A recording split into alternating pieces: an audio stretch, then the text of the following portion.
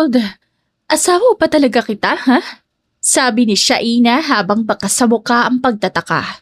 Kasi yung putol na pagsasalita ni Shaina dahil nagsalita agad si Harold. Kasi yung lalaki kanina, dahil pa sa kanya, lagi na lang sa Steven. Steven, hindi mo pwedeng ako naman. Ako muna. Sigaw ni Harold at tumingin ng matalim kay Shaina. Anong gagawin mo? Nanginginig na sabi ni Shaina. Pwede mo naman ako unahin, di ba? Sabi ni Harold at akmang hahawakan si Shaina ngunit bago pa niya magawa ay biglang bumukas ang pinto. Huwag mong hahawakan si Shaina. Sigaw ni Steven. Bakit ka nandito? Sigaw ni Harold. Bakit? Para bawi ng asawa ko. Sigaw ni Steven kasabay ng pagsuntok niya sa mukha ni Harold. Palabas ng mall si Shaina habang hirap na hirap sa pagbubuhat ng maraming shopping bag. Halata sa kanyang mukha ang inis habang pilit niyang inaayos ang hawak niya. Napahinto siya sa may sidewalk at agad na lumingon sa direksyon ng driver niyang naghihintay malapit sa sasakyan. Kuya! Malakas niyang tawag. Tulungan mo nga ako, ang bigat niya.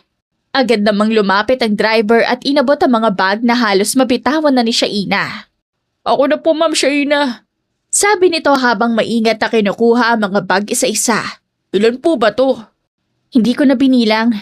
Sagot ni Shaina. Basta ilagay mo na lang lahat yan. Yung purple at white sa harap ha. Opo. Tugon ng driver. Sa passenger seat po? Hindi, sa may harapan mismo. Ayoko maipit. Sige po. Habang binubuhat ng driver ang mga bag, inayos naman ni Shaina ang kanyang buhok at inayos ang suot na salamin. Tumingin siya sa paligid na tila nagmamadali at ayaw mapansin ng ibang tao. Kuya, ingat dyan. Dagdag ni Shaina. May mga babasagin yan. Opo ma'am, maingat po. Lumipat ang driver sa likod ng sasakyan at isa-isang nilagay ang mga bag sa trunk. Maya-maya bumalik ito sa harapan para ilagay ang purple at white na bag ayon sa bilin. Okay na po Ma'am Shaina. Sabi ng driver matapos isara ang pinto ng sasakyan.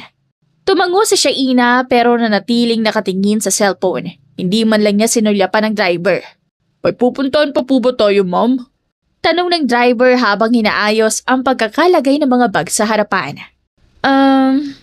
Sagot ni Shaina na parang nag-iisip. Wala na, diretso na tayo sa house. Sige po. Sumakay si Shaina sa sasakyan at agad na isinara ang pinto. Sumunod namang umupo ang driver sa driver's seat at pinandar ang makina. Habang umaandar ang sasakyan, nanatiling tahimik ang loob nito. Hawak ni Shaina agad ng cellphone at tuloy-tuloy sa pag-i-scroll. Makalipas ang ilang minuto, biglang nagsalita si Shaina. Kuya? Opo, ma'am. Pagdating sa bahay, ikaw na magpasok sa loob ng mga pinamili ko. Sabi ni Shaina nang hindi pa rin tumitingin. Opo. Sagot ng driver. Sa sala ko po ba ilalagay? Sa may table muna. Mamaya naayusin ni Mami. Sige po. Kuya, dahan-dahan lang sa pagmamaneho. Dagdag ni Shaina. Opo ma'am, nakaayos po lahat ng bag. Bahagyang umiling si Shaina at muling tumutok sa cellphone. Ilang sandali pa, tumating sila sa gate ng bahay. Huminto ang sasakyan at bumaba ang driver para buksan ang gate. Good afternoon po. Bati ng guard. Good afternoon. Sagot ng driver. Dumating na po si Ma'am Shaina. Pumukas ang gate at muling sumakay ang driver. Dahan-dahang pumasok ang sasakyan sa loob ng bakuran. Pagkaparada, mabilis na bumaba si Shaina at agad na naglakad papunta sa pintuan ng bahay.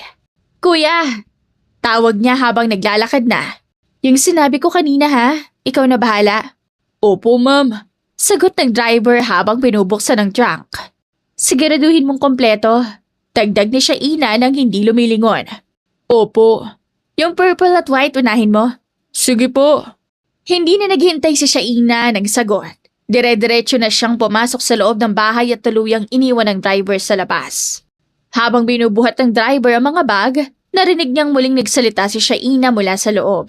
Kuya, ingat ha, baka masira. Opo ma'am. Malakas na tugon ng driver. Ilang sandali pa, dala-dala ng driver ang mga bag papasok ng bahay. Saan ko po ulit ilalagay ma'am? Tanong nito.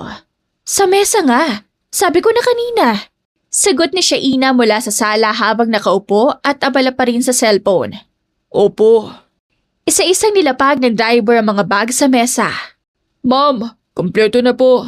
Sabi nito matapos mailagay ang huling bag. Okay. Sagot ni Shaina. Pwede ka nang umalis. Tumango ang driver at naglakad palabas ng bahay. Tahimik na lumabas ang driver. Iniwan si Shaina sa loob ng bahay kasama ang mga pinamili niya. Samantalang ama naman ni Shaina ay nasa hindi kalayuan. Grabe naman talaga ang mga pagyayari dito sa lugar natin. Sabi ni Mr. Flores kasabay ng pagsubo ng pagkain. Sir, kape niyo po. Sabi ni Manang na may dalang kape at inabot kay Mr. Flores. Thank you. Tipid na sabi ni Mr. Flores. Ay sir, nakita niyo na po ba ang balita ngayon? Tanong ni Manang Beth habang nakapamewang. Ano na naman yung nasaga pong balita, Beth? Tanong ni Mr. Flores at humigop ng kape. Sir, alam niyo po bang bumagsak ang eroplano ng mga pauwi dito sa atin? Pagkakwento ni Manang Beth. At ano naman bago doon? Lagi naman magkakaroon ng aksidente dito sa atin. Sabi ni Mr. Flores. Sir, hindi po ba uuwi dito ang asawa niyo? Dahil sa tanong na yon, biglang natigilan sa pag-inom ng kape si Mr. Flores. Bahagya niyang ibinaba ang tasa sa mesa at napatingin kay Manang Beth. Tila nagulat sa biglang banggit ng pangalan ng kanyang asawa. Ilang sandali pa ay napatawa si Mr. Flores, isang pilit na tawa na pilit niyang ipininta sa kanyang muka. Tumingin siya kay Manang Beth at nagsalita. Wari binabaliwala lamang ang tanong. Ano ka ba, Manang? Walang mangyayaring masama kay Kate. Magtiwala ka lang. Pabirong sabi ni Mr. Flores bago muling isinubo ang pagkain sa kanyang plato. Ngunit kahit ipinagpatuloy niya ang pagkain, may kung anong kaba ang dahan-dahang bumalot sa kanyang dibdib. Hindi pa man nauubos ang laman ng kanyang plato, ay biglang may kumatok sa kanilang front door. Sunod-sunod. Manang! Sigaw ni Mr. Flores habang patuloy pa rin sa pagkain. Kahit bahagyang nanginginig ang kamay na may hawak na kubyertos. Ano po yan, sir? Sagot ni Manang Beth habang hawak ang isang puting tela na ipinagpupunas niya sa mesa. Tingnan mo nga kung sino yon. Sabi ni Mr. Flores habang itinuro ang direksyon ng pinto. Sige po, sir. Tugon ni Manang Beth bago inilipag ang telang hawak sa upuan. Agad na lumabas si Manang Beth at binuksan ang pinto. Bumungad sa kanya ang isang lalaki na ka-black suit, maayos ang ayos. At may hawak na itim na bag. Naririyan po ba si Mr. Flores? Magalang na tanong ng lalaki. Ay, opo, sino po sila? Tanong ni Manang Beth, bahagyang nag-aalinlangan. Ako po ang assistant manager ni Ma'am Kate. Nandito po ako para makausap si Mr. Flores. Mahinahong paliwanag ng lalaki. Ganun po ba? Sandali lang po ha. Tatawagin ko lang si Sir Flores. Sabi ni Manang Beth. Tumango ang assistant manager bilang pagsang-ayon at nanatiling nakatayo sa labas. Tahimik na naghihintay. Ilang sandali pa ay lumabas si Mr. Flores. Nakita niya ang lalaking naka-black suit at agad na nabuo sa kanyang isip kung sino ito. Pilit siyang ngumiti at bahagyang inaya ang lalaki papasok. Ikaw pala ang manager ng kasama ko. Sabi ni Mr. Flores habang nakangiti. Yes po, ako nga po. Hindi na rin po ako magtatagal. Sagot ng manager. Ganun ba? Sagot ni Mr. Flores. Kamusta na asawa ko? Malapit na ba siyang umuwi? Sunod-sunod ang tanong ni Mr. Flores. Dahilan upang makita ang biglang lungkot na bumakas sa mukha ng manager. Sir Flores, makinig muna po kayo sa akin. Sana po kalmado lang muna kayo. Seryosong sabi ng manager. Dahil doon ay biglang natahimik si Mr. Flores. Unti-unting nawala ang ngiti sa kanyang mukha. Sir, ang asawa niyo po ay kabilang sa naaksidente. Nanginginig na wika ng manager. Parang biglang nabingi si Mr. Flores. Hindi niya agad naintindihan ang mga salitang narinig. Ang dating ngiting ipinilit niya ay tuluyang nawala at napalitan ng bakas ng matinding pagkalito at pangamba. Nakikiramay po ko sa inyong pagkawala, sir. Dagdag ng manager habang marahang tinatapik ang balikat ni Mr. Flores. Narito po ang address kung saan naroon ang asawa niyo ngayon. Kinuha ni Mr. Flores ang papel na iniabot sa kanya. Nanginginig ang kanyang mga kamay habang tinititigan ang nakasulat dito. Ngunit tila hindi niya ito mabasa. Mauna na po ko, sir. May ilang dokumento pa po akong kailangan na sikasuhin. Paalam ng manager. Tahimik lamang si Mr. Flores. Wala ni isang salita ang lumabas sa kanyang bibig. Nakatayo lamang siya roon hawak ang papel, habang pakiramdam niya ay unti-unting gumuho ang kanyang mundo. Sa di kalayuan, naglalakad si Shaina sa bakuran ng kanilang bahay nang mapansin niya ang pamilyar na anyo ng kanyang ama. Dad? Bulog niya sa sarili. Sino kayang kausap niya? At bakit parang gulat na gulat ka? Hindi pa man siya nakakalapit ay nakita na niyang umalis ang lalaking kausap ng kanyang ama. Sinundan niya ito ng tingin hanggang sa tuluyan itong makalayo. Nang ibinalik niya ang kanyang paningin sa kanyang ama, bumungad sa kanya ang hindi na inaasahang tanawin. Nakaluhod na si Mr. Flores sa sahig. Agad na tumakbo si Shaina palapit sa kanya. Dad! Sigaw niya habang nilalapitan ng ama. What happened? Agad niyang hinawakan sa likod si Mr. Flores. Ramdam ang panginginig ng katawan nito. Ang mami mo. Pautal-utal na sabi ni Mr. Flores habang hinahawakan ang braso ni Shaina. Ano nangyari kay mami? Nanginginig na tanong ni Shaina. Nanlumo ang katawan ni Mr. Flores, kaya't hindi siya agad nakasagot. Dad, please, kumalma ka. Umiiyak na sabi ni Shaina habang pilit pinipigilan ang sariling luha. Kahit siya mismo ay nanginginig na rin. Dad, ano ba nangyari? Ulit niya, napansin na Shaina na lalong namumutla ang mukha ng kanyang ama. Sa takot at kaba, sumisigaw na siya ng tulong. Manang! Sigaw ni Shaina. Agad na nagmamadaling lumabas si Manang Beth. Ano po yun, ma'am? Oh! Naputo lang sasabihin niya nang makita ang kalagayan ni Mr. Flores. Manang! Tulungan mo ko! Umiiyak na sigaw ni Shaina. Pabilis na lumapit si Manang Beth at nakita niyang nakaluhod sa sahig si Mr. Flores. Nanginginig. Tila wala sa sarili. Ay, Diyos ko, sir. Ano po bang nangyari? Nanginginig na tanong ni Manang Beth habang lumalapit sa kanila. Ilang sandali pa ay napakalma ni Shaina ang daddy niya. Inabutan niya ito ng malamig na tubig sa kakinausa. Dad, ano bang nangyari? Anong meron kay mommy? Sabi ni Shaina, dahilan upang matahimik muli si Mr. Flores.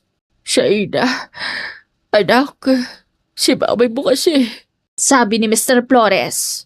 Wala na siya. Dagdag pa niya habang bahagyang tumungo. What? Tanging nasabi ni Shaina. What do you mean wala na? Ulit niya sa sinabi ng daddy niya. Anak, wala na ang mami mo. Patay na siya. Sabi ni Mr. Flores habang muling namumuo ang luha sa mga mata. Natahimik si Shaina sa nalaman niya. No, hindi pwede. Dad naman, huwag ka naman magpiro ng ganyan. Sabi niya habang tinititigan ng daddy niya. Ngunit napansin niyang hindi ito nagbibiro kaya bigla siyang kinabahan. Dad, asa si mami ngayon? Utal-utal na tanong ni Shaina. Inabot ni Mr. Flores ang papel na ibinigay sa kanya kanina ng manager ng asawa niya. Kinuha iyon ni Shaina at agad na lumakad palabas ng bahay. Saan ka pupunta? Sigaw ni Mr. Flores. Kay mami. Hindi ako naniniwalang wala na siya. Ibabalik ko siya dito, Dad. Sigaw ni Shaina. Manang, ikaw na bahala kay Daddy. Babalik din ako kaagad. Sabi niya bago dumiretso sa sasakyan. Hindi pwedeng wala ka na. Hindi pa tayo nakakapag-banding. Nangako ka na magsasaya pa tayo nila, Daddy. Mga salitang bumubulog sa isip na Shaina habang pumapatak ang luha sa kanyang mga mata. Agad niyang binuksan ang makina ng sasakyan at pinaharurot ito papunta sa lugar kung nasa ng mami niya. Ilang sandali lamang ay nakarating na siya roon. Pagkabukas ni Shaina ng pinto ng maliit na kwarto, bumungad sa kanya ang malamig na katawan ng mami niya. Mama! Sigaw ni Shaina, sabay yakap sa malamig na katawan nito. Bakit naman ganun? Hindi pa nga tayo nagkakasama ng matagal ka naman agad. Sabi niya at umiiyak. Ilang sandali pa ay tumigil siya sa pag-iyak at hinawakan ang kamay ng mami niya. Mami, ako na bahala kay Daddy. Alagaan ko po siya. Pagpahinga na po kayo. Sabi ni Shaina habang dahan-dahang tumutulo ang luha. I love you po. Dagdag pa niya bago hinalikan ang noo ng mami niya. Lumipas sa mga araw at nailibing na ang mami ni Shaina. Ang kalungkutan ang bumalot sa buong bahay nila hanggang sa dumating ang magbibigay ng liwanag sa buhay ni Shaina. Yes, Garcia. Tama ka riyan. Ilang taon na rin siyang nagkukulong sa kwarto niya. Sabi ni Mr. Flores habang kausap ang business partner niya. Kung ganoon, bakit hindi natin sila pagkitain dalawa? Total pareho naman silang dalagat pinata. Sabi ni Mr. Garcia sa kabilang linya. Hindi ko lang sigurado kung papayag si Shaina sa planong yan, Garcia. Sabi ni Mr. Flores habang napahawak sa batok niya. Hindi mo naman kailangan sabihin kay Shaina. Kailangan lang natin silang pagkitain at hayaan kung anong mangyayari sa kanilang dalawa. Mahabang paliwanag ni Mr. Garcia. Sa bagay, may punto ka riyan. Sabi ni Mr. Flores. Dapat ay mag-set up tayo ng... Naputol ang sasabihin niya nang makita si Shaina na pababa ng hagdan. Ay, Garcia, sa susunod na lang tayo mag-usap. Pababa na ang anak ko, baka marinig pa tayo. Bulog niya. Sige. Simpleng sagot ni Mr. Garcia bago pinatay ang tawag. Dad, sino kausap mo? Tanong ni Shaina habang palapit sa daddy niya. Wala anak. Business partner ko lang. Sagot ni Mr. Flores, sabay tabi ng cellphone. Ganun ba? Sige po. Kumain ka na pala, Dad. Uminom ka na rin po ng gamot nyo. Paalala ni Shaina. Nakainom na ako ng gamot at kumain na rin. Ikaw na lang ang hindi pa. Sabi ni Mr. Flores. Ganun po ba? Nga pala anak. May bibisita sa atin sa Bacalawa. Okay lang ba sa'yo? Okay lang, Dad. Ikaw bahala. Sige anak. Nga pala, ayaw mo pa bang magkaroon ng boyfriend? Wala pa sa isip ko yan, Dad. Bakit mo naman po natanong? Wala lang. Baka gusto mo na. Nagulat si Mr. Flores sa inakto ng anak niya kaya napansin niyo ni Shaina at tumigil sa pagtawa. Bakit, Dad? Wala naman. Ilang buwan na noong huli kitang nakitang tumawa. Sabi niya habang nakangiti kay Shaina. Kaya anak, may gusto sana akong ipakilala sa'yo. Subukan mo lang. Malay mo, magkasundo kayong dalawa. Dad, sige po. Siya po ba yung sinasabi ng babysita dito? Talaga ba anak? Sige. Masayang sabi ni Mr. Flores, sabay tayo at yakap na mahigpit kay Shaina. Dad, nasasakal po ako. Pabirong reklamo ni Shaina. Pasensya na anak, excited lang ako. Sabi ni Mr. Flores sabay kurot sa pisngi ng anak niya. Aray, Dad! Masakit! Iritang sagot ni Shaina, dahilan para muling tumawang daddy niya.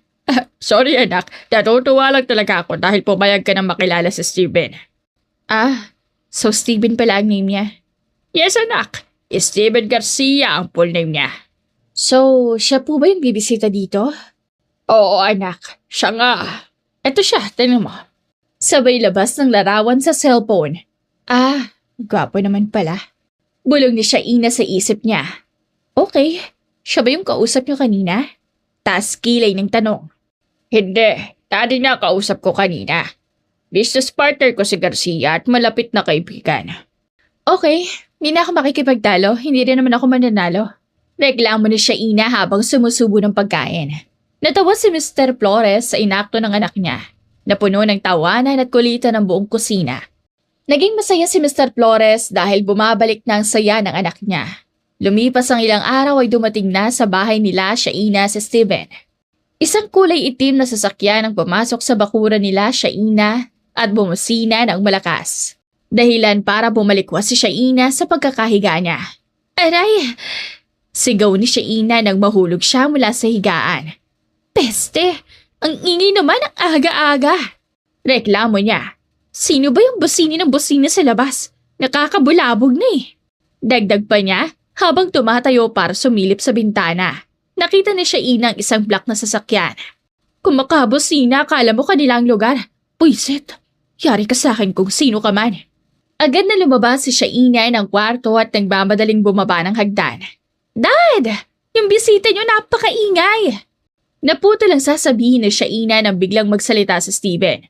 Well, sorry kung napulabag kita. Sabi ni Steven sabay ngiti. Napakunot ang noon ni Shaina. Buti naman at alam mong ikaw ang nakabulabog sa akin. Sabi niya bago lumakad para hanapin ang daddy niya. Dad! Asan ka ba? Sigaw ni Shaina. Grabe, sungit ang anak ni Mr. Flores. Bulog ni Steven. Narinig ko yon. Iritang sabi ni Shaina sabay lingon. Talaga? Masungit ako? Sabay irap. Ay, sorry Sabi ko nga, ubod ka ng kasungitan. Pangaasar ni Steven at habang bahagyang tumatawa. Aba, lumayas ka dito. Sigaw niya, sabay kuha ng walis tampo sa gilid. Agad na tumakbo sa Steven nang makita niyang hawak na ni Shaina ang walis. Uy, masakit yan! Sigaw ni Steven habang hinahabol siya ni Shaina. Yari ka sa akin kapag naaputan kita. Bumalik ka dito! Sigaw ni Shaina. Hanggang sa mahawakan ni Shaina ang damit ni Steven kaya't natumba ito sa sahig. Yari ka sa akin! Sigaw ni Shaina at tila hahampasin na sana siya. Ngunit bago pa niya magawa ay nagsalita si Mr. Flores. Shaina, anong ginagawa mo? Tanong ni Mr. Flores habang nakatingin sa kanila. Ito kasing bisita niyo, buwisit pala. Sabi ni Shaina sabay sama ng tingin kay Steven. Natawa sa Steven sa sinabi ni Shaina. Napansin niyo ni Shaina kaya't napatingin siya rito. Anong tinatawa-tawa mo dyan? Hampasan kita nito eh. Wala. Ay nako, magsatigil na kayo dyan. Shaina, bitawan mo na yung walis tampo. Tinawag ni Mr. Flores si Manang Beth para kunin ang walis. Ibinigay naman niyo ni Shaina habang masamang nakatingin kay Steven. Halos araw-araw ay nag-aaway sina Shaina at Steven. Laging si Shaina ang napipikon, samantaling si Steven ay natatawa at nangaasar lalo. Hanggang sa lumipas ang mga buwan at unti-unting nagbago ang pakikitungo ni Shaina kay Steven. Asan na ba yun? Bulong ni Shaina sa isip habang nakasilip sa bintana ng kwarto niya. Kanina pa siya wala. Saan ba nagpunta si? Naputo lang sasabihin niya. Teka, bakit ko ba siya hinahanap? Sino ba siya para hanapin ko? Pagrereklamo niya sa sarili, biglang may nagsalita sa likod niya, kaya't nagulat siya. Ako ba hinahanap mo? Sabi ng lalaki sa likod niya. Ay pala ka! Sigaw ni Shaina sabay lingon at nakita sa Steven. Bakit naman kita hahanapin? Kapal naman ang mukha mo. Reklamo ni Shaina sabay tingin sa kabilang direksyon. Sus, may sinasabi ka nga dyan kanina eh. Ako? May sinasabi? Wala akong sinasabi no? Ano akong paliw? Giit niya bago humiga sa kama at kumuha ng libro. Ilang sandali pa ay lumapit sa Steven at umupo sa dulo ng kama. Biglang nagsalita si Shaina habang nakatingin sa libro. Ano, Steve? Utal niya. Tugon na Steven. Ano yun? Ano, saan ka galing kanina? Mahinang tanong ni Shaina. Kasama ko si daddy mo. May kinuha lang kami. Bakit? Wala naman, ang tagal nyo lang kasi bumalik. Nahihiyang sagot ni Shaina. Ganun ba? Sabi ni Steven habang nakatingin sa kanya. Ibig sabihin, ako nga hinahanap niya. O baka si daddy niya lang. Bulong ni Steven sa isip. Ang cute naman itong babaeng to. Dagdag pa niya, sabay ngiti. Napansin ni Shaina ang tingin ni Steven. Bakit? Sorry Sabi ni Steven habang seryosong nakatingin sa kanya. Sorry saan? Nagtatakang tanong ni Shaina. Sorry kasi lagi kitang inaasar at kinukulit. Ginagawa ko lang yun para makuha atensyon mo kasi gusto kita. Dagdag niya, sabay iwas ng tingin. Gusto mo ko? Oo nga. Ulit-ulit ka naman eh. Bakit hindi ka ba naniniwala? Naniniwala ako. Kita naman sa pamumula ng mukha mo. Halatang nahihiya eh. Grabe nagpigil ka pa ng dawa. So, may pag-asa ba ako sa'yo? Sa totoo lang, wala eh. Pabirong sagot ni Shaina dahilan para malungkot ang mukha ni Steven. Seryoso ba? Tanong niya. Joke lang. Sabi ni Shaina sabay ngiti. May pag-asa ka naman kaso pabitin niya. Kaso ano? Atat na tanong ni Steven. Kumain muna tayo.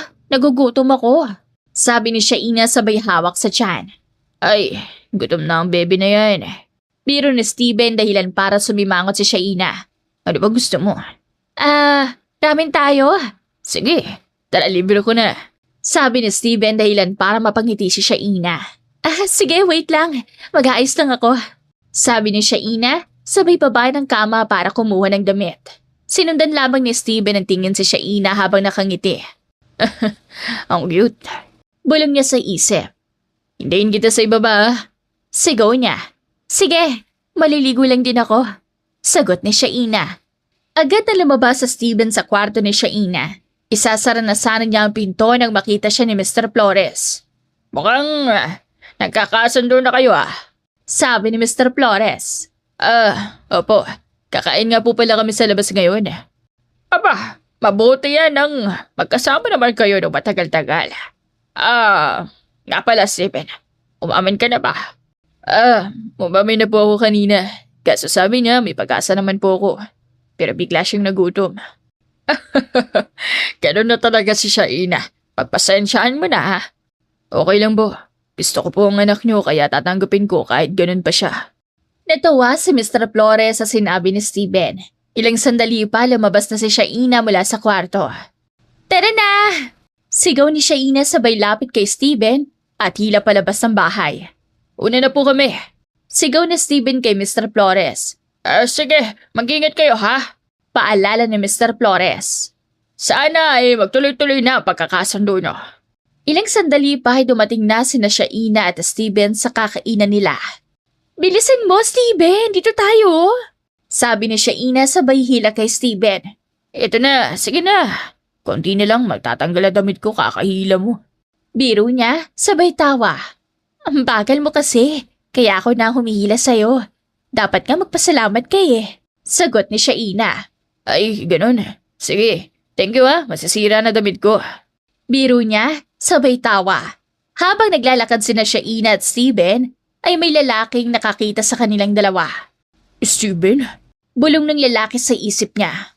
Takal ka tang hinanap, nandito ko lang pala. Sabi niya, sabay ngiting tila may masamang binabalak.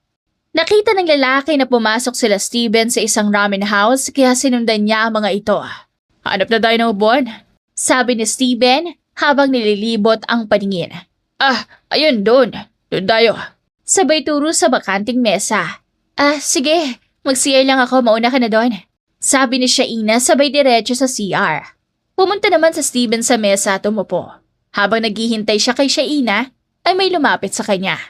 Ayun, nakita rin kita. Bulong ng lalaki sa isip niya sabay lapit kay Steven. Steven, ikaw ba yan? Pagkukunwari ng lalaki. Yes, ako nga. No, kailangan nyo. Formal na sagot ni Steven. Hindi mo na ba ako natatandaan, Steven? Tanong ng lalaki. Matagal na tinitigan na Steven ang mukha nito. Pilit inaalala. Harold. Sabi ni Steven dahilan parang ngumiti ang lalaki. Oy, buti naman tanda mo ba ako? Sabi ni Harold, sabay kinamayan kay Steven. Well, hindi ko makakalimutan ang bully sa klase noon. Ano pala ginagawa mo dito? Napadaan lang ako. Nakita ko tong ramen house at naisip ko na masarap humigop na sa baw. Pagsisinungaling ni Harold. Ganun ba? Sagot ni Steven. Ilang sandali pa ay bumalik na si Shaina. I'm back! Ano kakainin natin? Naputo lang sasabihin niya nang magpunta ang tingin sa kasama ni Steven.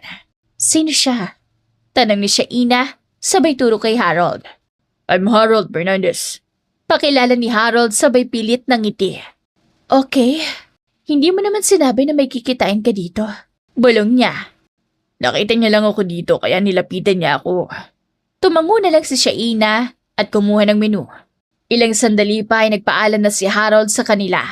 Lumipas sa mga oras at natapos na silang kumain.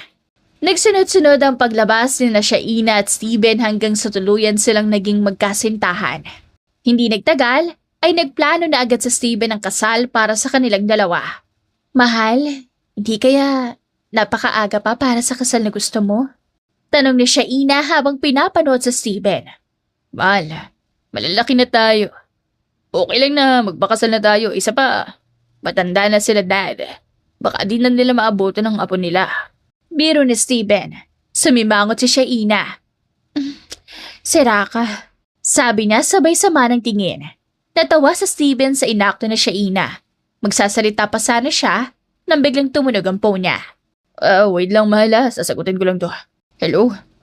Steven, ako to si Harold. Kung okay lang sa'yo, gusto ko sanang imbitahan si Shaina sa bakasyon sa probinsya. Magkakaroon din kasi nag-swimming sa dagat. Sabi ni Harold. Napatingin sa Steven kay Shaina. Hindi ko sure Wait lang. Sabi niya sabay tawag kay Shaina. Shaina, gusto mo bang sumama sa bakasyon sa probinsya? Magdadagat din daw. Tumango si Shaina. Okay, sagot niya. Hello, Harold. Sasama rin si Shaina. Sabi ni Steven. Ngumiti si Harold sa kabilang linya. Sige, sa makalawang alis natin. Ilang sandali pa ay binabana ni Steven ang tawag at sinabi kay Shaina na sa makalawa na ang alis nila. Pinaghanda niya agad ito ng mga dadalhin. Magiging masaya ang pagsasama namin dalawa ni Shaina. Bulong ni Harold matapos ibaba ang tawag. Lumipas sa mga araw at araw na nang alis na Shaina. Hinatid niya sa Steven sa location kung saan sila magkikita ni Harold. Mag-text ka kapag nandun ka na. Sabi ni Steven sabay halik sa noon ni Shaina. Shaina, alis na tayo. Sigaw ni Harold kaya nagpaalam na si Shaina kay Steven. Tahimik ang naging biyahe.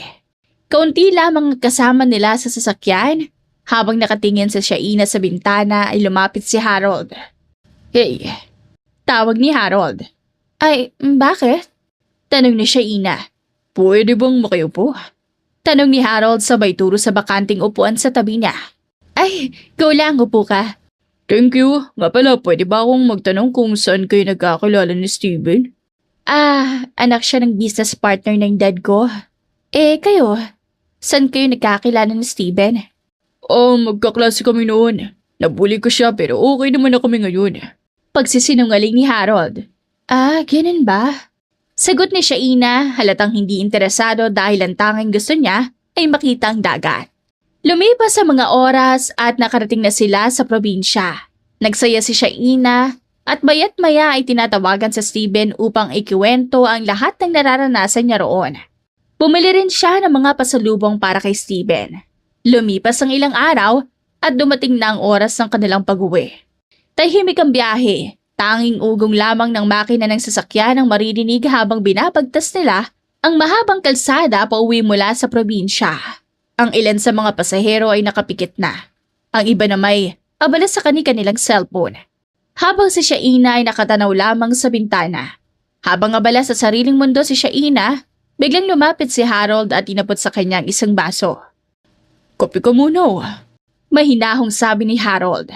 Napalingon si Shaina at bahagyang nagulat. Ngunit agad ding ngumiti. Ay, thank you. Sagot niya habang tinatanggap ang mainit na kape. Masarap ba? Tanong ni Harold habang umuupo sa tabi niya. Oo, sakto lang yung lasa. Thanks. Sagot ni Shaina at muling ngumiti. Welcome. Sinundan niyon ang casual na usapan. Paminsan-minsay natatawa si Shaina sa mga biro ni Harold. At kahit hindi niya namamalayan, unti-unting gumagaan ang pakiramdam niya.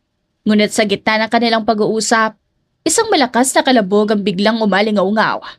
Isang nakakabinging tunog ng prenong sumunod, kasabay ng sigawan ng mga pasahero. Ano nangyayari? May sumigaw. Nawala ng kontrol ang sasakyan. Nagkagulo ang lahat. May napasigaw, may napayakap sa katabi. May napapikit sa takot. Mabilis sa mga pangyayari.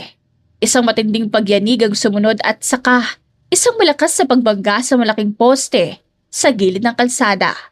Isang malakas na puwersa ang nagtulak kay Shaina pasalpak sa bintana. Narinig niya ang sariling sigaw bago tuluyang nagdilim ang kanyang paningin.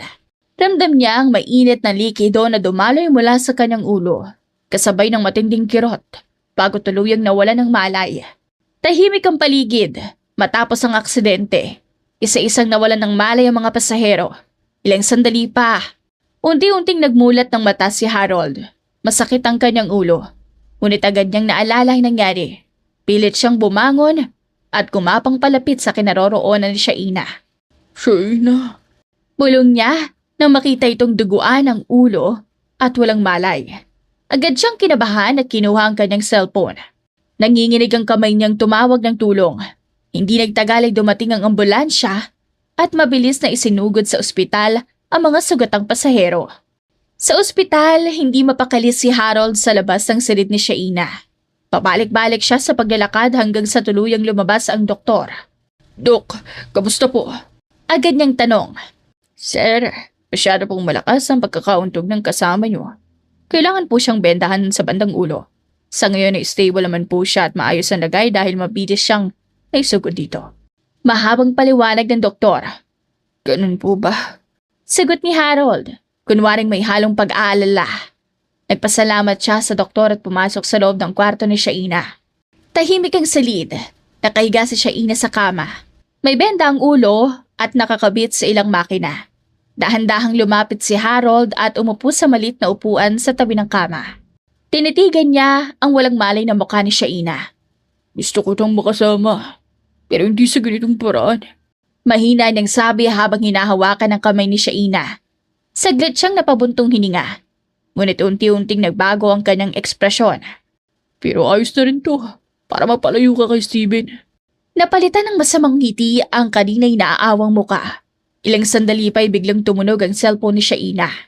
Napatingin si Harold sa screen at nakita ang pangalan ni Steven. Steven, grabe naman. Tumatawag agad sa minamahal niya. Sabi niya na may halong inis. Kinuha niya ang cellphone at pinatay ang tawag.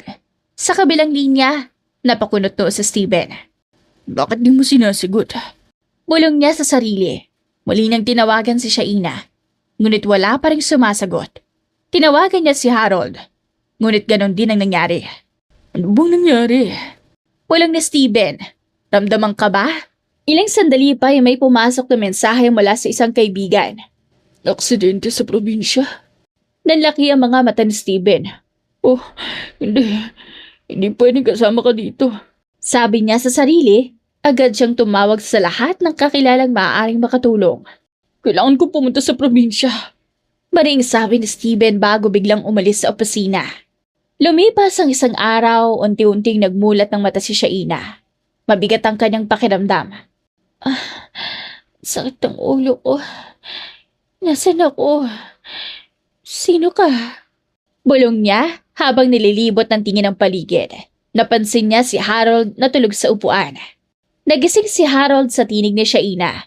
Shaina, gising ka na. Sandali lang. Tatawag ako ng doktor. Ilang minuto ang lumipas at bumalik si Harold kasama ang doktor. Maingat na sinuri ng doktor si Shaina. Dok, kamusta po? Tanong ni Harold, kunwaring nag-aalala. Nagkaroon po siya ng amnesia dahil sa lakas ng pagkakauntog. Wala pong kasiguraduhan kung babalik pa ang kanyang alaala. Kayo na lang po ang bahalang magpaalala sa kanya kung sino siya at ang mga dapat niyang malaman. Paliwanag ng doktor bago umalis. Sige po, salamat. Sagot ni Harold. Ngunit pag-alis ng doktor, napalitan ng ngiting may binapalak ang kanyang muka. Kung may amnesia ka, hindi mo na rin maaalala si Steven. Bulong niya, kasabay ng malaking ngiti. Pumalik siya sa tabi ni Shaina. Shaina, naalala mo ba ako? Tanong niya. Tinitigan siya ni Shaina at dahan-dahang umiling. Hindi. Okay lang yan. Ako ang kasama mo, Shaina. Asawa kita? Hindi ko maalala, sorry. Okay lang yan. Ipapaalala ko sa'yo lahat ng masasayang alaala natin. Pwede mo ba akong kwentuhan? Tanong ni Shaina, may bahagyang ngiti. Oo naman. Sagot ni Harold, at doon nagsimula ang kanyang mga kasinungalingan. Mga kwentong unti-unting binubuo sa isipan ni Shaina. Habang siya'y walang kaalam-alam sa katotohanang, unti-unti siyang inilalayo sa taong tunay na mahal niya. Kinabukasan dahan-dahang nagising si Shaina. Sa mahinang sinag ng araw na sumisilip sa kortina ng silid. Saglit siyang napapikit at hinawakan ang bandang ulo na may benda. Masakit pa rin. Bulong niya, bago pa man siya tuluyang makabangon, bumukas ang pinto ng kwarto. Pumasok si Harold na may hawak na maliit na paper bag at isang ngiting puno ng lambing. Good morning. Malumanay niyang bati. Napatingin si Shaina sa kanya, hindi niya alam kung bakit. Pero may kakaibang saya siyang naramdaman sa tuwing nakikita niya si Harold. Good morning. Sagot niya, bahagyang nahihiya. Lumapit si Harold at inilapag ang dala sa maliit na mesa. Nagising ka na pala. Di mo na kita ginising kanina kasi mahimbing ang tulog mo. Sabi niya habang inaayos ang una ni Shaina. Salamat. Ikaw, buong gabi ka bang nandito? Oo, hindi kita kayang iwan. Kinita talaga ako lalo na sa'yo. Pasensya na. Hindi ko talaga maalala. Sabi niya, may bahid ng lungkot sa tinig. Shh!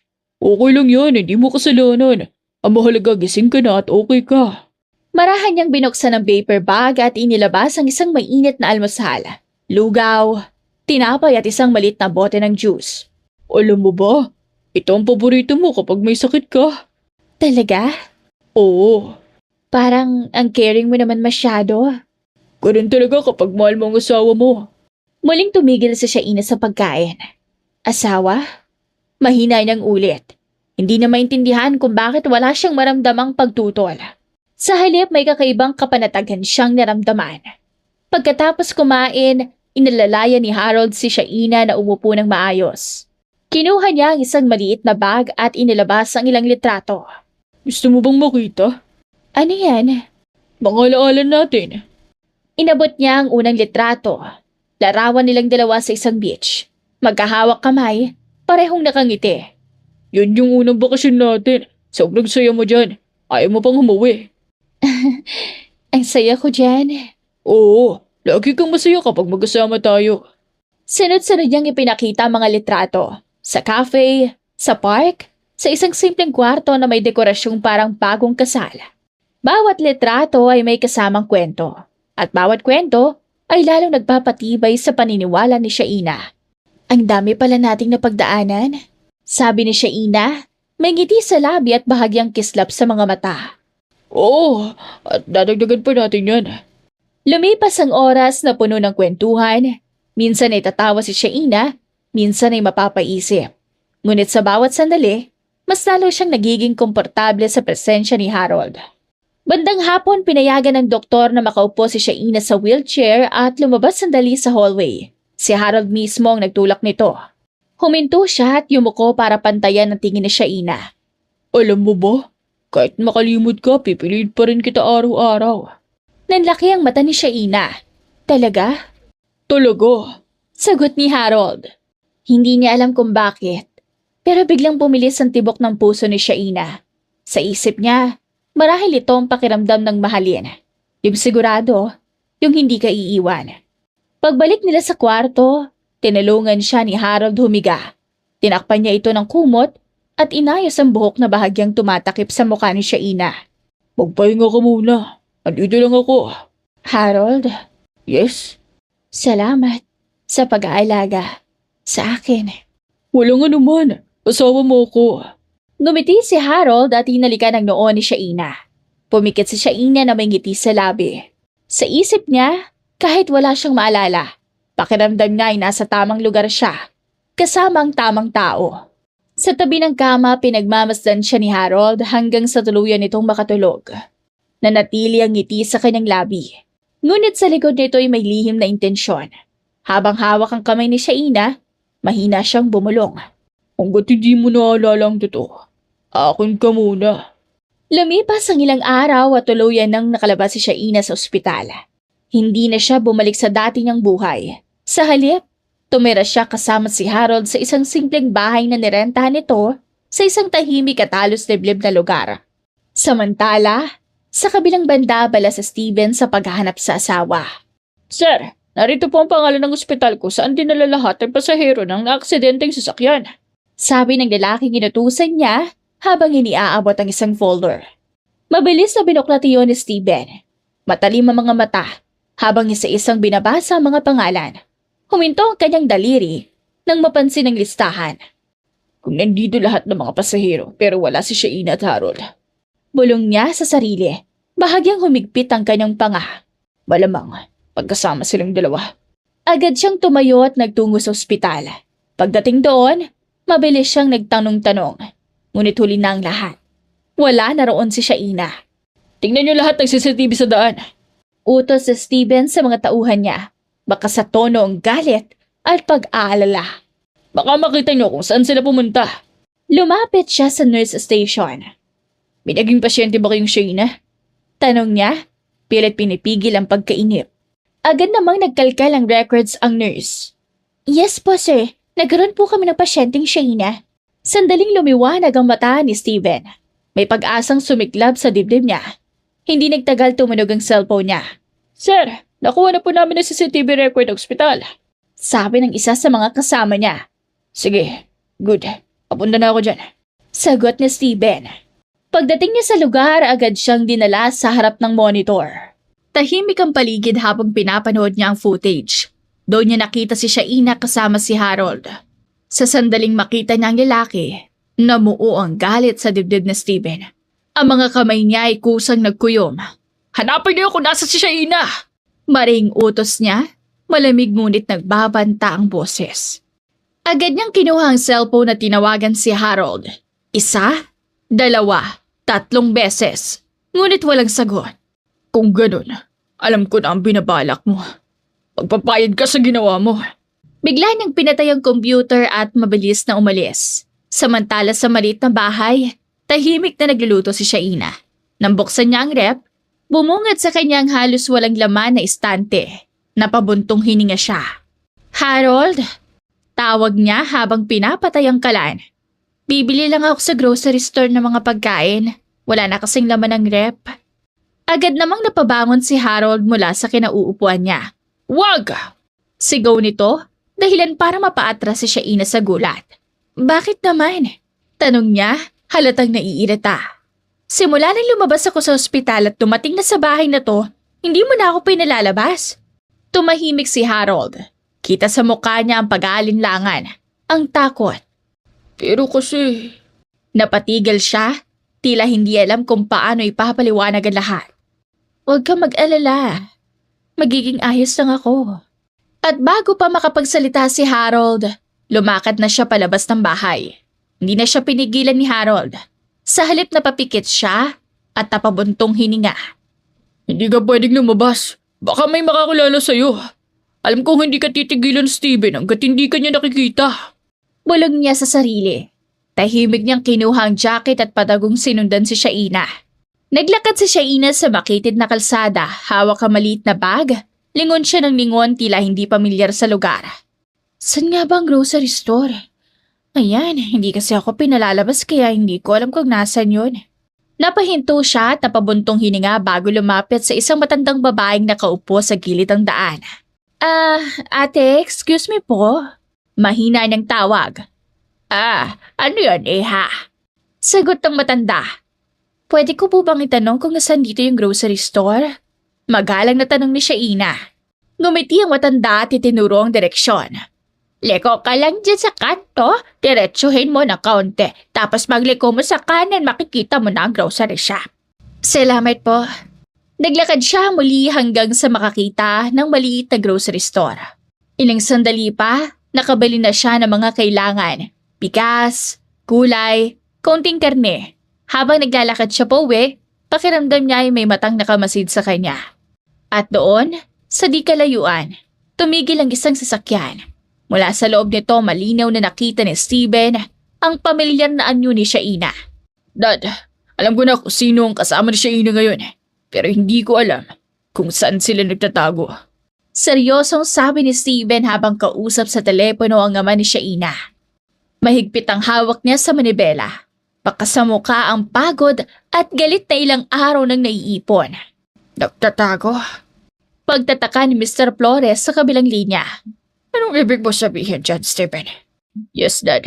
Sagot ni Steven, huminga ng malalim. Malaking posibilidad na itinatago ni Harold si Shaina sa akin. Alam kong hindi siya lalayo kung walang tinatakasan. Siguraduhin mo ligtas siya. Opo, ibababa ko na po ang tawag. Maghanap na po ulit ako.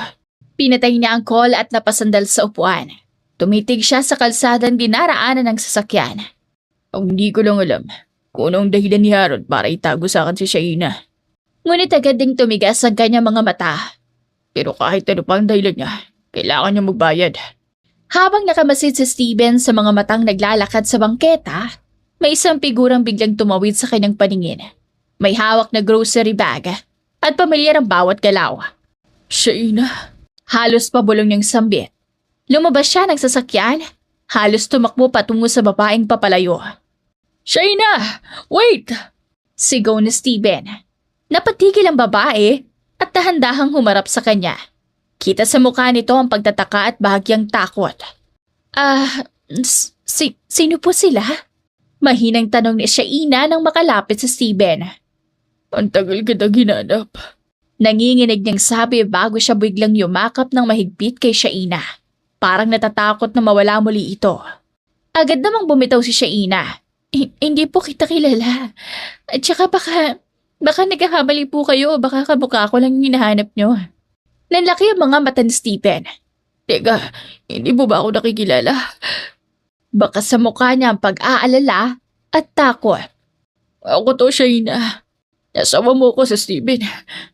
Mabilis niyang kinuha ang cellphone at ipinakita ang mga litrato nilang dalawa. Magkasama, masaya, nagmamahalan. Napatitig si Shaina sa screen. Kita niya ang sarili niya sa mga larawan. Kita niya ang mga ngiti, ang mga yakap. Biglang sumakit ang ulo niya. Ano nangyayari?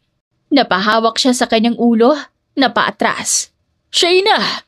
Sigaw ni Stephen at akmang hahawakan niya, ngunit bago pa man niya magawa iyon, isang malakas na suntok ang tumama sa mukha niya. Napaluhod sa Stephen sa semento. Namimilipit sa sakit. Oh my God! Sigaw ni Shaina. Lumingon siya at nakita si Harold. Nanginginig sa galit ang buong katawan. Diyos ko, Harold! Ano yan? Bakit mo ginawa yun? Gulat na sigaw ni Shaina. Bakit?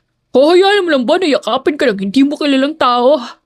Galit niyang singhal sabay turo kay Stephen na pilit bumabangon. Hindi! Mahina at nalilitong sagot ni Shaina. Pero sabi niya kilala niya ako.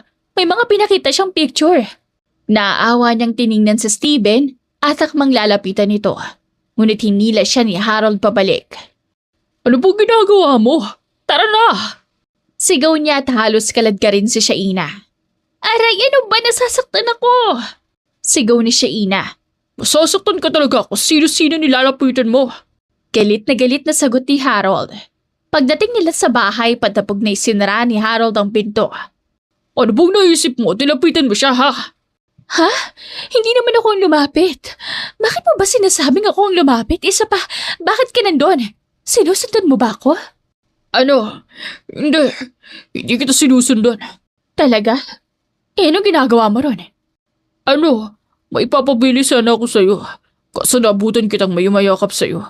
Kung nakita mo pala, bakit sinasabi mong ako ang lumapit? Saglit siyang tumahimik bago muling nagsalita. Isa pa, Harold. Asawa pa talaga kita? Baka sa mukha niya ang pagdududa. Kasi ano?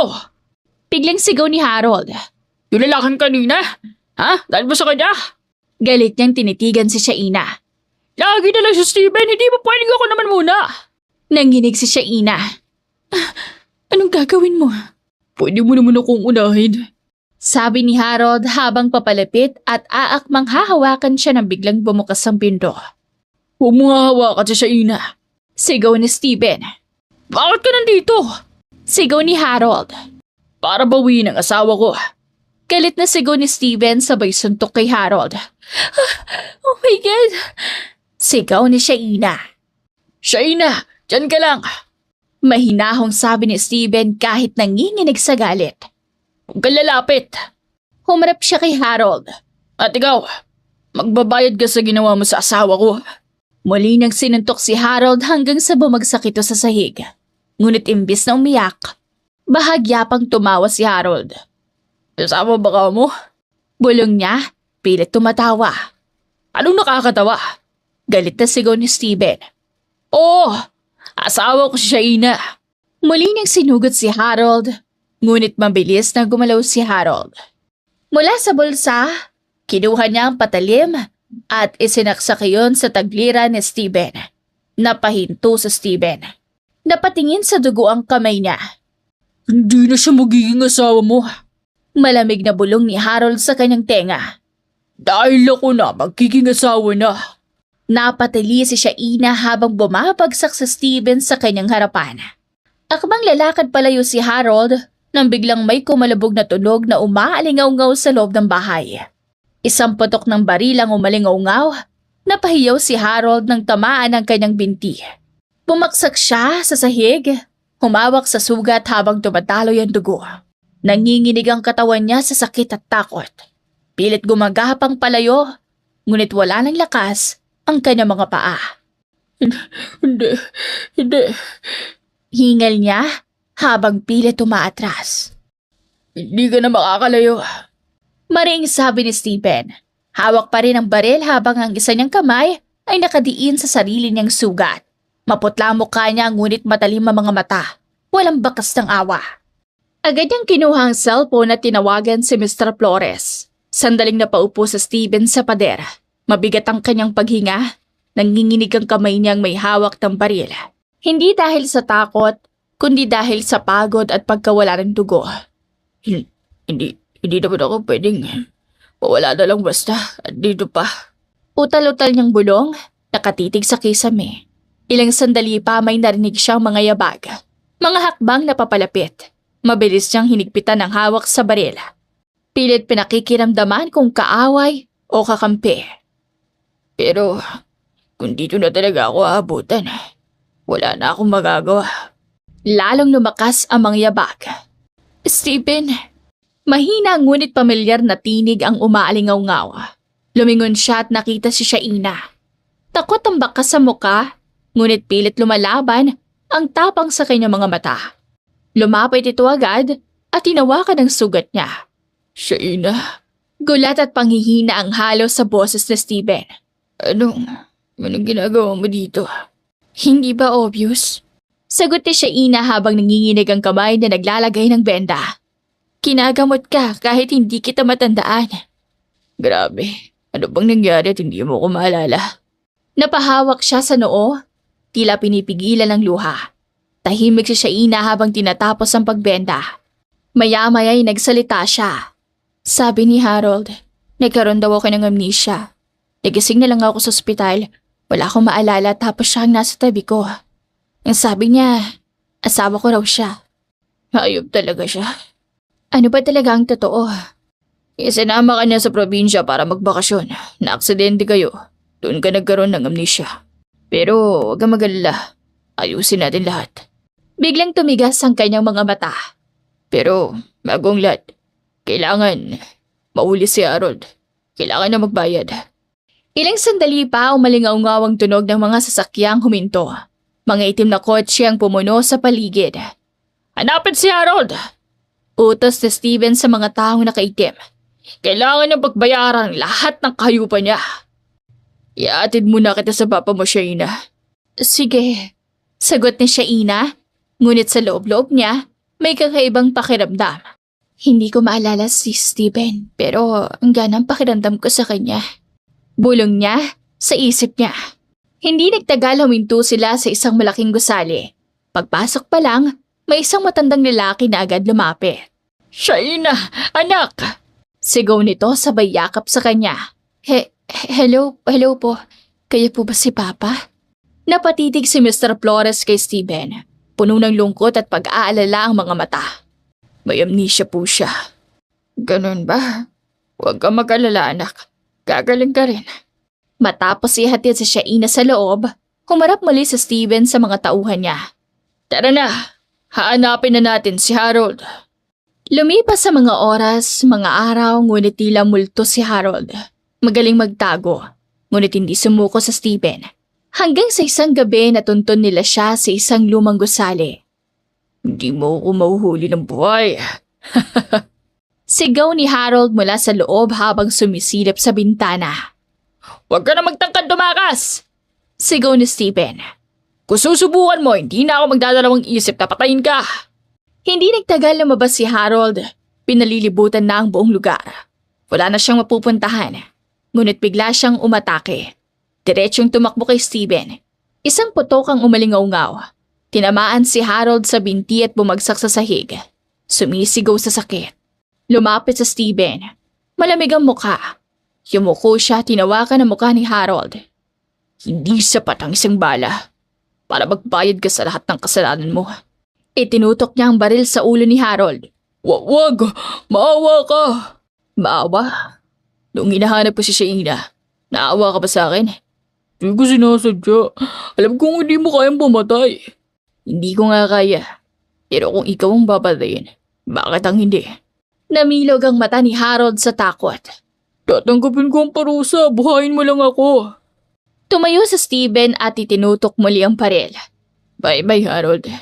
Hindi! Sigaw ni Harold, mariing pumikit. Boom! Sigaw ni Steven. Nadilat si Harold, nanginginig. Malakas na tumawa sa Steven. Joke lang. Tuwag ka ba na? Dali niyo to! Sigaw niya. Agad lumapit ang mga lalaking nakaitim. Kinuha si Harold at isinakay sa itim na sasakyan. Hindi nagtagal ay tuluyan ng nahatulan si Harold ng parusang pagkakakulong. Bakit ang tahimik mo naman? Mahinahong tanong ni Steven, bahagyang lumingon kay Shaina. Huminga ng malalim si Shaina bago tumingin pabalik sa kanya. Hanggang ngayon kasi, di ko pa rin maalala ang buong nakaraan ko. Posible pa kaya na maalala ko lahat ng yun? Bahagyang pumagsak ang balikat niya, tila napagod sa tanong na matagal nang walang kasagutan. Dahan-dahang inilapit ni Steven ang kamay niya at hinawakan ang pisngi ni Shaina. Shaina, susubukan natin ang lahat. Doktor, therapy, kahit anong kailangan. Hindi ka nag-iisa, okay? Tumingin si Shaina sa mga mata ni Steven. Unti-unting sumilay ang pag-asa sa kanyang mukha. Hanggang sa lumipas sa mga buwan, unti-unting nagbago ang takbo ng buhay ni na Steven at Shaina. Bumalik na ang lahat ng alaala ni Shaina. Isang araw sa simpleng check-up na akala nila ay routine lang, doon nila nalaman ang balitang magbabago sa lahat. Buntis si Shaina. Hindi agad nakapagsalita si Steven noon. Parang huminto ang mundo niya sa loob ng ilang segundo, habang nakatitig siya sa papel na hawak ng doktor. Nang tuluyan niyang ma-realize ang ibig sabihin noon, napangiti siya. Isang ngiting puno ng kaba, saya at pangakong hindi na niya bibitawan. Si Shaina naman ay napaupo. Hawak ang tiyan, kahit halos wala pang makitang pagbabago pero ramdam na niya na may bagong buhay na nabubuo sa loob niya. Ilang linggo pang lumipas at nagpa siya nilang sabihin ang balita sa daddy ni Shaina. Buti naman at binigyan niyo na ako ng apo. Sabi niya habang marahang hinahawakan ng tiyan ni Shaina. Ang tagal-tagal kong inantay ang araw na to. Napangiti si Shaina. Mas excited pa kayo kaysa sa akin. Biro ni Shaina sabay tawa ng mahina. Syempre naman. Pwede pa naman kayong gumawa ulit kung gusto nyo. Para dalawa agad. Papa, tumigil ka nga, tinuturuan mo pa sa Steven. Pwede naman po. Seryosong sagot ni Steven. Dahilan para mapatingin sa kanya si Shaina ng masama. Aba! Nagkatawanan sina Steven at Mr. Flores. Tila nagkampihang laban sa kanya. Umiling si Shaina at nagkunwaring nagtatampo. Sige, hindi namin kayo bati ni baby. Steve, sayuhin mo na asawa mo. Hala, bakit ako lang po? Gulat na sabi ni Steven. Parehas naman po tayo ng aasar, di ba? Aba, ikaw ang asawa, hindi naman ako. Mauna na ako ha, may pupuntahan pa ako. Pa, parang lugi po ako ha. Pahabol na sabi ni Steven habang pinapanood ang paglabas nito ng bahay. Kaya mo na yan. Naiwang nakatayo sa Steven sa sala. Napabuntong hininga siya at napakamot sa ulo. Wala, mahirap pa naman sa'yo ng buntis. Yari tayo nito. Bulong niya sa sarili. Dahan-dahan niyang sinundan si Shaina sa kusina. Naabutan niya itong nakaupo sa mesa, may hawak na kutsara at isang slice ng cake na halos kalahati ng bawas. Abala ito sa pagkain. Aba, mukhang gutom na naman si buntis ah. Biro ni Steven. Kumakain ako, doon ka. Sabi ni Shaina. Napangiti si Steven. Ano bang gusto mo? Bilan kita. Gusto ko ng ice cream na may fries and hotdog sandwich. Please, tapos sabahan mo na rin ng soy sauce. Soy sauce? Tumango si Shaina sabay bigay ng matamis na ngiti na hindi niya kayang tanggihan. Oh! Sige po, order na ako. Mabilis sa sagot ni Steven, sabay pisil sa pisngi ng asawa. Hindi nagtagal ay dumating ang order. Halos lumiwanag ang buong mukha ni Shaina sa tuwa. Parang bata siyang agad kinuhang ice cream sabay sausaw ng fries. At sinundan pa rin ang kagat sa hotdog sandwich. Tahimik lang na nakaupo si Steven sa tapat niya. Masaya ka? Sobra. Tumango si Shaina habang umunguya. Lumipas sa mga buwan hanggang sa dumating ang araw na tuluyan nang isinilang ang kanilang unang anak. Lucas ang ipinangalan nila. Isang hapon, kakauwi lang ni Steven galing trabaho. Pabukas pa lang niya ng pinto ng kwarto ni Lucas ay bumungad agad ang pamilyar na sigaw. Dada! Malakas at malinaw na sigaw ni Lucas. Sabay ngiti kahit wala pang ngipin. Napahinto sa Steven para bang natunaw lahat ng pagod niya. Ay, nako. Bakit ang gwapo-gwapo naman ang baby na to? Binuhat niya si Lucas at inangat ng bahagya. Miss mo ba si daddy O nagugutom ka lang? Dada. Ulit ni Lucas sabay hampas ng maliliit na kamay sa dibdib ni Steven. Tingnan mo yan. May say ka na agad sa mundo. Lumingalinga siya sa kwarto. Asan kaya ang mami mo? Iniwan ka ba mag-isa? Naku, susumbong kita. Lumabas sila ng kwarto. Si Lucas ay nakakabay sa balikat na Steven. Mami! Sigaw ni Steven habang naglalakad papunta sa labas ng bahay. Asan ka na? Inaanap ka na ni Lucas. Pagdating niya sa may gate, doon niya nakita si Shaina nakasandal sa bakod. Nakangiti at abalang nakikipagkwentuhan sa kapitbahay nilang si Aling Mina. Tamo, Sabi ni Steven kay Lucas, kunwaring pabulong. si mami mo, nakikipagchismisan pa. Ay! Sabi ni Aling Mina nang mapansin sila. Ayan na pala si Lucas. Naku, ang pogi-pogi naman ng batang yan. Ngumiti si Shaina at agad lumapit. Ay, ayan na ba si Lucas? Halika nga rito, miss ka na ni Mami. Siyempre po, mana sa tatay, di ba Shaina? Oo. Manang-mana nga, pati pagiging pasaway, minana na rin. Ay, nako, Steven, pasaway ka pala ha? Ay, opo, sobrang pasaway na mag-ama kaya hindi ka na magtataka kung bakit magkamuka. Grabe kayo, nagkakaisa pa talaga kayo laban sa akin. Ay, iha, huwag mo masyadong i-stress ang asawa mo, baka mamaya hambalusin ka niyan sa kawali. Aling Mina naman po, wag niyo na pong bigyan ng ideya si Shaina kung anong hihampas sa akin. Ay, oo nga. Sabat ni Shaina na may kunwaring seryoso mukha. Pwede ngang kawali. Para diretso na. Hindi na walis tambo. Eto na! Lucas, ipagtanggol mo si daddy. Da! Sigaw ni Lucas, sabay tawa. O ayan, kampi agad sa'yo. Ay, kayong dalawa. Kunwaring galit na sabi ni Shaina sabay turo sa magama. Ang papaluin ko. Tingnan mo yan. Threatened na agad buhay ko. Tumawa si Aling Mina at umiling. Sige na nga, magsipasok na kayo. Opo, mauna na po kami. Mag-iingat kayo. Paalam ni Aling Mina. Naglakad papasok ng bahay sina Steven at Shaina.